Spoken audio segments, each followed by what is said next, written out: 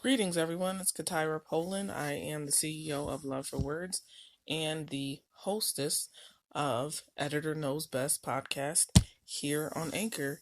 Anchor is a free platform. You have access to tools that allow you to record and edit your podcast right from your phone or your computer. You can also distribute Anchor will distribute the podcast for you through Spotify, Apple Podcasts, and other channels. You can also make money from your podcast with no minimum listenership. And lastly, it's everything you need to make a podcast in one place. Make sure you download the free Anchor app or go to anchor.fm to get started. Thanks so much.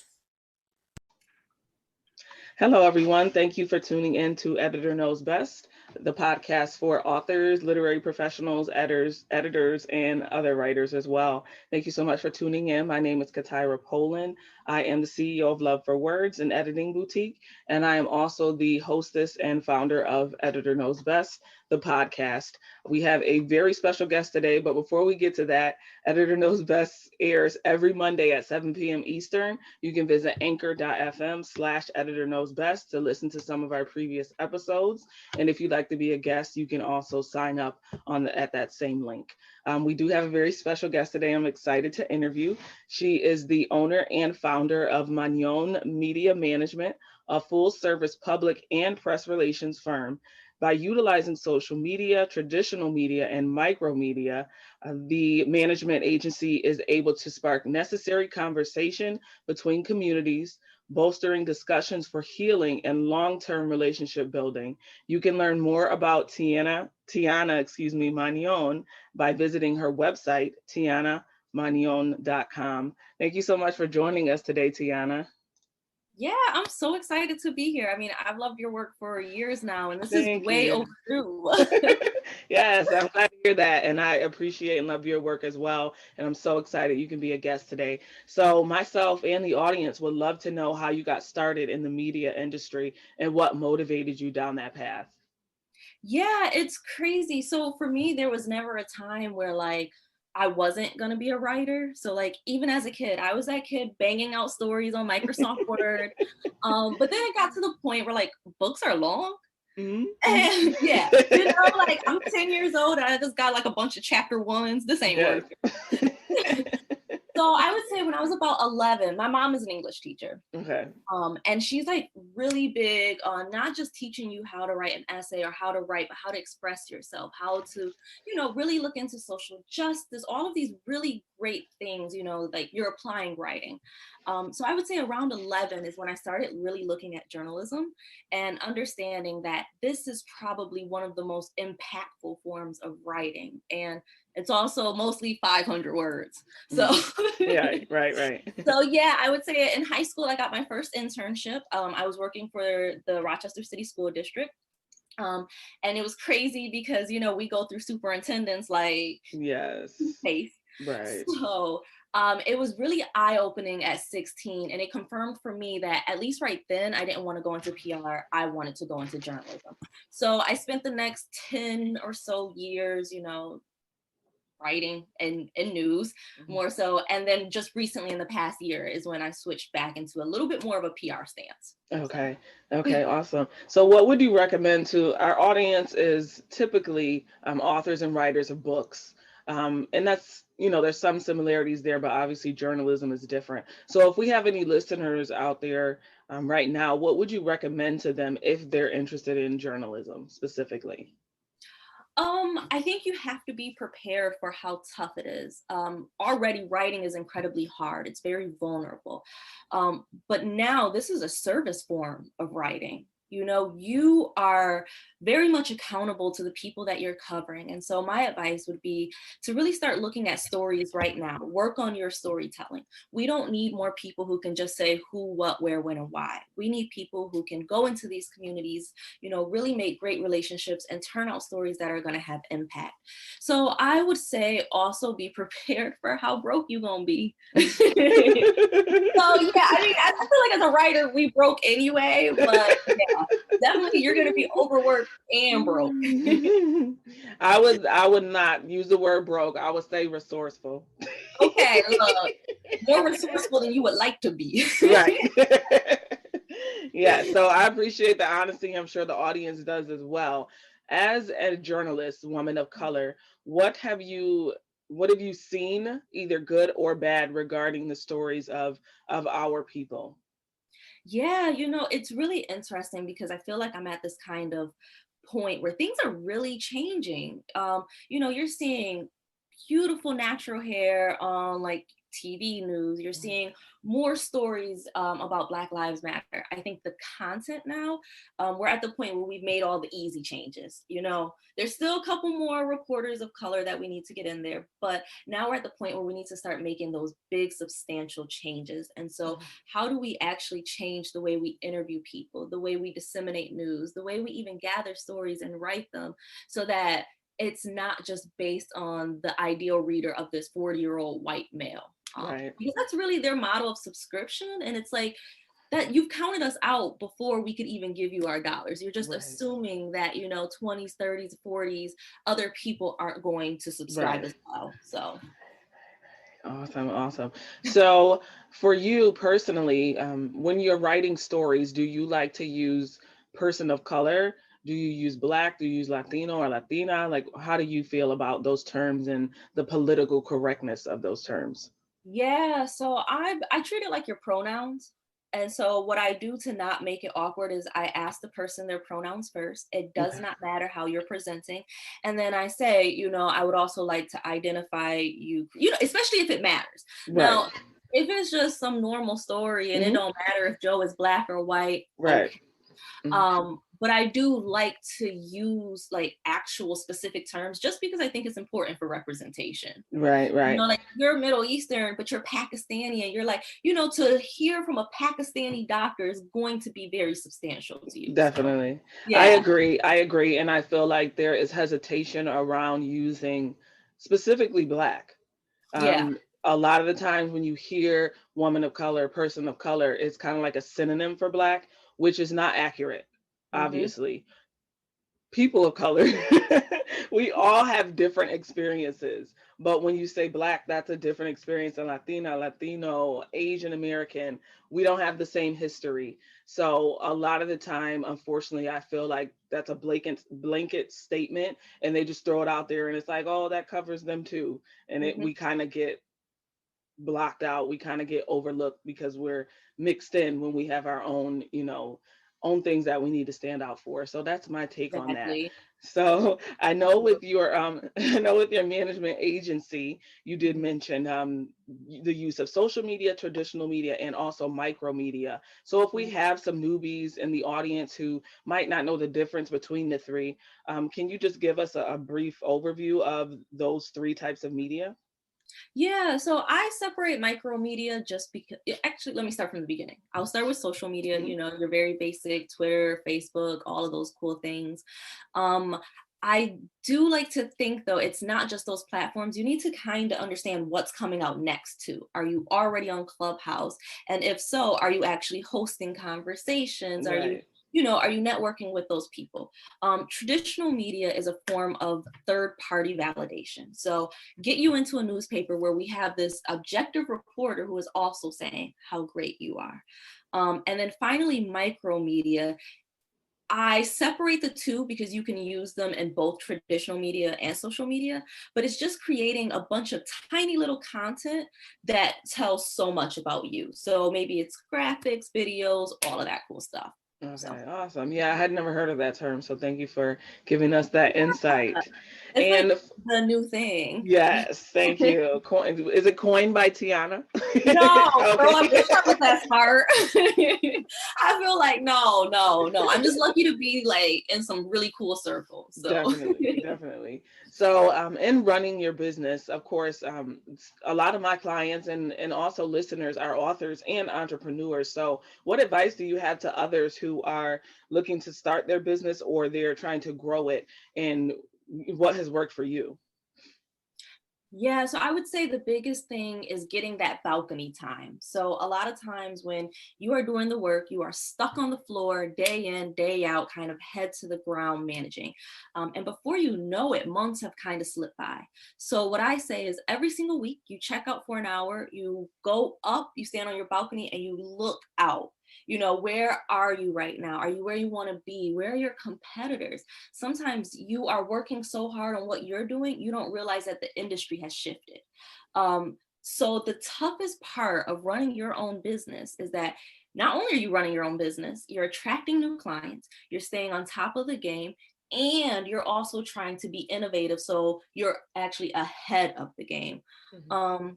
So I would say make space for that mentally. A lot of the people that I follow are like, you need to be prepared to delegate. You need to be prepared to understand what your self-care is. Not everyone is, you know, rejuvenated by a pedicure. So find what yours, whatever it is. And so go from there. But it's really tough work, but be prepared for a different set of challenges. Definitely. And what do you consider the greatest rewards of being a business owner?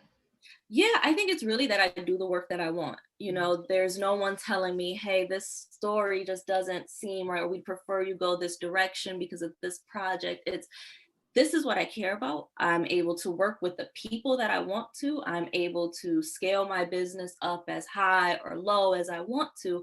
And so with that, there's also, it's very important to know yourself, because however you treat yourself, whatever your kind of personal culture is going to be magnified across your business, and it becomes your business culture. Once it becomes that, it's a lot harder to kind of root out any kind of icky stuff or habits that you may have accrued at that time. Right. So you need to journal a lot. You need to, and so it's been really rewarding just kind of learning so much about myself on this way, you know? So yeah. I agree. It's definitely, you definitely learn a lot about yourself, and like you said, who you are automatically transfer to your business. So Yeah. I know there's a lot of conversation about keeping business personal separate, but when you run a business, that doesn't really exist. So you have to figure out how to make sure who you are as a person is aligned with whatever your business is. So I definitely agree with that. So do we have a future book coming from Tiana? A Is that book? something you're considering? Yes. Wow, it's crazy that you asked me this, because I've actually, I have started something. Okay. Okay. It's insane. I was actually working on it before, but I'm a very big, like, I'm actually part of the Green Party. You know, I'm Okay. very much like, I'm a climate kind of person. So I'm actually looking at a book, a little bit more magical realism, and every chapter is just a different person. And it's looking at what happens to the world as the waters rise, as all of the temperatures go up, you know, as this kind of global warming is incremental.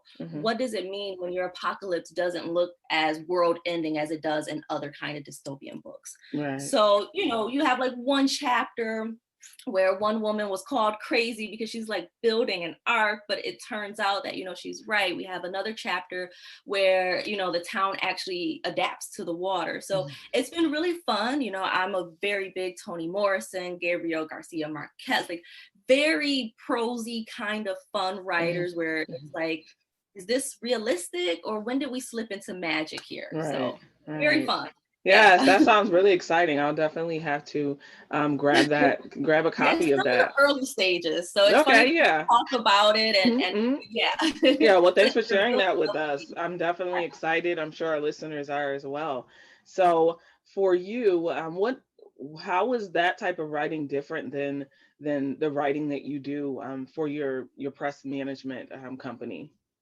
Yeah, so for me, one is very much I am rendering a service for people. You know, I am very fortunate to have, well, I mean, like 20 years of writing at this point. Like, I was that kid, you know, I wanted to work with my teacher, all of that stuff. Like, I really cared about my writing assignments. And so recognizing that, and recognizing that other people may not care about writing as much, Right. that shouldn't hold you back. So let me use what I've learned to kind of help you. But when I'm doing creative writing and I'm allowed to just kind of slip into those parts of yourself that you're not really able to explore, you know, the childlike parts of you. And so it's really fun to just kind of write and get it on the page and know that there's going to be a million drafts, and just allowing myself that grace to get it out. You know, in journalism where the deadline is tight, you have to be perfect. In this writing, I'm allowed to explore, and it's very freeing. That's good. That's good. That's awesome. That's kind of the same thing when I write my poetry. It's definitely a way, self-expression, and I'm able to, relieve some stress and things like that. So I can definitely see, how that's different, and appreciate your So much perspective. better. And Yeah. it's relieving too, because you feel like this overwhelming sense of the world is like slowly ending and people are just like chilling. Yeah. And so it's funny to kind of grasp that. And I'm very much somebody who likes to put myself in other people's shoes. It's what makes Hmm. me, you know, I love journalism. Hmm. So being able to put myself into all of these different characters with different voices and backgrounds, it's just really fun. Yes, yes, that's awesome. I mostly edit nonfiction, so and that's what I write too. But every once in a while, I'll venture into some fiction, and it's always fun. Girl, what you be writing about? Every once in a while, I haven't done a whole lot of fiction projects, so I definitely need to work on that muscle. That muscle's a little weak, but oh well. Yeah. We all have our favorite things. So you did mention earlier about competition, and staying current with your competition. What do you recommend to those who might be afraid to venture out into business because they see other people doing what they want to do? It is very easy to fall into this competition mode. In America, where we're very individualistic, we think there are only so many slices of pie. You start to get scared and you say, you know what? I don't even want to come to the table. It is too scary to may not even get a slice. So I've been really working on the last year of digging out that part of my mind and going back to our collectivism kind of roots. We are a collaborative people. When I see a post that makes that kind of jealousy rear up in me, I check it immediately and I say, how can I DM this person to collaborate? Because if I'm jealous of them, Hmm. I'm just misunderstanding my admiration of Right. them, actually. Hmm. So I've been really just kind of focused on that. And that's what I would tell someone. If you're scared to venture out, do it with someone. Find Hmm. someone who's already successful in that lane. And at the very least, do an informational interview. But Hmm. say, hey, do you have any projects coming up where I can lend a hand, where, Hmm. people will be so grateful for the Yes. help. you, Yes. you know, so Hmm. yeah. Hmm. But you Yeah, I really have to definitely dig agree that with that. envy out. I'm sorry, I didn't hear No, I you. was just saying you have to dig the envy out. If that's your first response, it's going to hold you back as a business owner because everyone Definitely. will be doing better than you on social media. That is true. And I agree completely with your statement where you said, if you see something on social media, you might be like, well, how did he get that? Or how did she get that? I deserve that. And Exactly. that's the same thing for me. So even if that creeps up in me, instead of, just keep scrolling, I'll like it and just be like, you know what? I don't know what they have to do to stay there. And I don't know what they had to do to get there. Yep. So that's Yep. that's the biggest thing that I think people miss. Like you said, social media is selective. People typically they only post when they're successful. Most people are not going on every day like, oh, I failed at this, I failed at that, I did this wrong. They're only going to show you what they're doing good, myself included. Oh Um, yeah. so just remember that to the audience members out there who are in business or maybe afraid to go in business, that you don't want to compare yourself to social media because social media is definitely photoshopped. Oh my gosh, yes. And make a win list every single day before you leave that office. Jot down every single win, big or small, because it's just going to make you feel so much more accomplished. Yes, yes, yes, definitely. Yeah, so I agree with that. So, what else? Oh, is there anything else you would like to share, about your experience in your business that you think will be helpful to our audience, or maybe a recent story you came across and want to share your experience with that?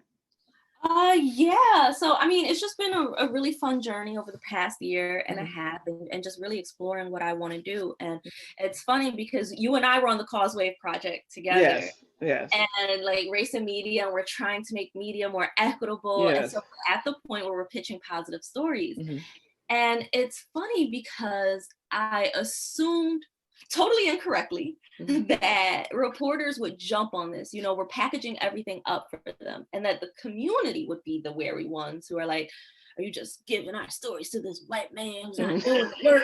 Like, hey, I was Hmm. open to the criticism. Right. But when it came down to it, it was the other way, where it Mm. was the reporters who we found, yes, they're taking the stories, but they're not jumping on it as much. Whereas Mm. the community is so excited to get these stories out. And so for the last few decades, there's been this narrative that the disconnect in news is because, oh, those people just don't want to read it, you know.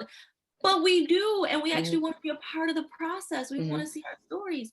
You're just leaving us out. And so even when it's packaged up all nicely, it's funny to see that we're operating against a system that is still, it's not budging. So it's been a little interesting working on that project. And it's funny because it's a local initiative, but Rashad and I have started making national connections with, you know, different journalists and talking to them about racism in media. So I think we're getting to a point where there's going to have to be a total rethinking of news, like we were talking about earlier. But I think that right now, because we've been so disenfranchised, people aren't even sure how to do this. So it's funny to see this, you know, discussions start to happen and things like that. So it's great to be in this position to see how things play out. Awesome. So for the newbies that we have in the audience, can you tell us a little bit more about pitching? You mentioned pitching. Oh my gosh, pitching is, if you're not good at it, get good at it. Pitching is the easiest way to make someone else do the work of getting you publicity. So every time you're a business owner, you are posting your own posts, you're writing your own blogs, you're doing everything yourself. If you are able to write a good pitch and send it to a journalist, they write the story and they put it in the news, which has way more readers than you have. You know, I'm sure most of us have, you know, like I said, it's third-party validation. So there's a bunch of different ways a pitch can look. I think the most important thing is to form a relationship with journalists in your like niche. And that's important because even if your pitch isn't good, if you've had a relationship with them where you're talking back and forth, you're saying, hey, this is a good story, I like this one, they're more likely to take you seriously when you do pitch. So sometimes I'm just texting a friend, hey girl, I think you would like this story because you just covered blah, blah, blah.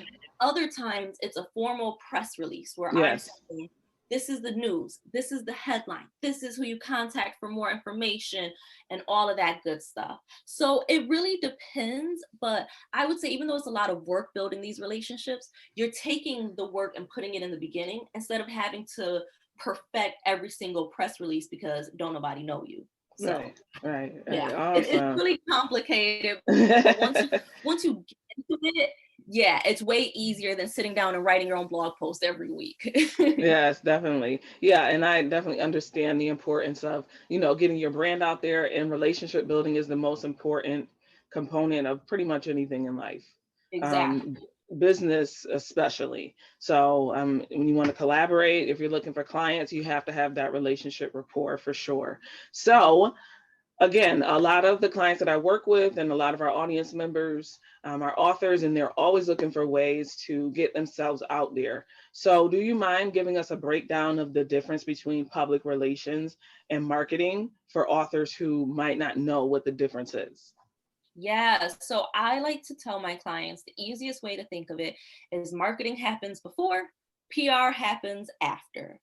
So if you're working with someone in marketing, it's while you're still developing the product, and they're working with you to make sure the product is actually attractive, you know, to people in your audience. They're going to know, like, let's say you're writing a book for YA, you get with a marketer. These kind of people understand what young people are buying. They know what they're interested in. They know that werewolves were 10 years ago, and now the new thing is this. So they're going to help you develop certain plot points, certain characteristics that are going to match the audience that you want to get with. PR is when you're already done. We can make suggestions, but it doesn't make sense because marketing has more of the data, the analysis. PR is a lot more qualitative. It's relationship building. It's sending it out to different journalists, getting you on shows. So that's when the book is done. You've already worked with your marketer to see what, you know, young adults like. And now you're working with us to make sure maybe you're not going to go on Good Morning America because what teen is watching that? You're going to have a little spot on Grownish or something like that. So that's really the difference, just before and after. Right. And the other difference that I know is marketing is paid. So if you're paying for an ad or you're paying for a space, and then public relations is typically free, if that's correct. Is that a correct generalization? Yeah, sometimes it gets a little weird because Yeah. So yeah, because in most instances you will hire a public relations professional or specialist, but those opportunities might be free. So that's one of the ways that I Yeah. distinguish as well. But like Tiana says, sometimes those lines blur. It gets really weird, especially because a Mhm. lot of people don't work with kind of marketing folks. They just want Mhm. us to do it. So there are times where you end up doing a little marketing and it's like, Yeah. you know.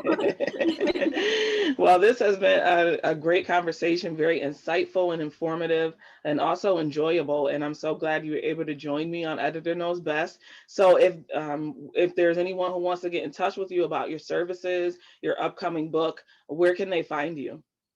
Yeah, so you should always be following me on Instagram, the Okay. Tiana Mannon, and I'm also on Twitter, Tiana Mannon. So TIANNAMANON, and my website tianamannon.com. So basically, we'll be using that as a hub in the coming weeks for all of our different work across race and media, all of the different things that we're doing to totally change the system.